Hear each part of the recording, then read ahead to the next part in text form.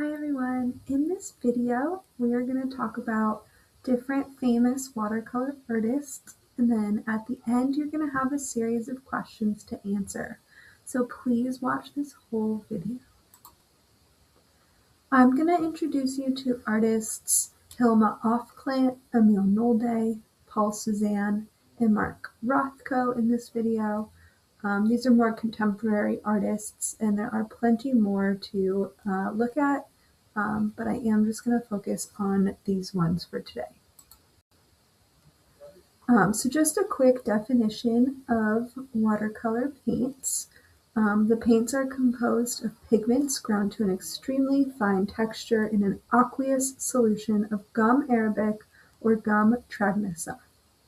The absence of white fillers, such as those in gouache, create a medium with luminous transparency.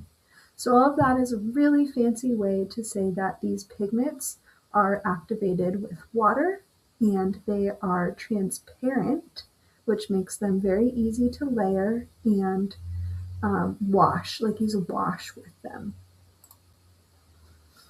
The first artist I want to show you is Hilma Afklint. She is credited as one of the first female abstract artists, and these are some of her artworks that she used with watercolors. She started with these botanical drawings, and they got a little bit more abstract as she went on with her work. A lot of them are very large scale, and she uses very subdued colors.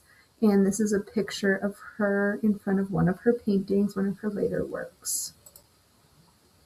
Next up, we've got Emil Nolde. He used watercolors in an extremely different way. This one here is a self-portrait of him that he painted using watercolors. But he was really well known for doing floral arrangements as well as landscapes. And he used very vibrant colors, so he made watercolors look a little bit more opaque, but he also got those like very soft, luminous clouds. So the texture is very watercolors-esque, but the colors are very unique. Next up, we've got Paul Cézanne, the opposite of Emil Nolde. His color scheme, and that's a self-portrait of him that he did in watercolors. And he was really well known for landscapes and also like floral arrangements. That's a very common theme with watercolors.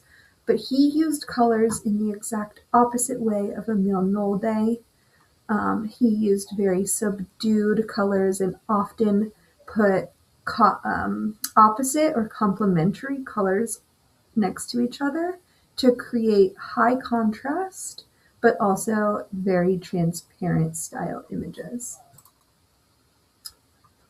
And then next up, we've got Mark Rothko. He's the most contemporary of all of these artists. And that is a portrait of him. I don't think that's actually in watercolors. I think that's, he became like a acrylic painter later on. And these are a couple of his watercolor images, very abstract, not representational. And he used very like strong, bolded strokes to create his paintings, which created interest. Very different from all of the other watercolor artists in this.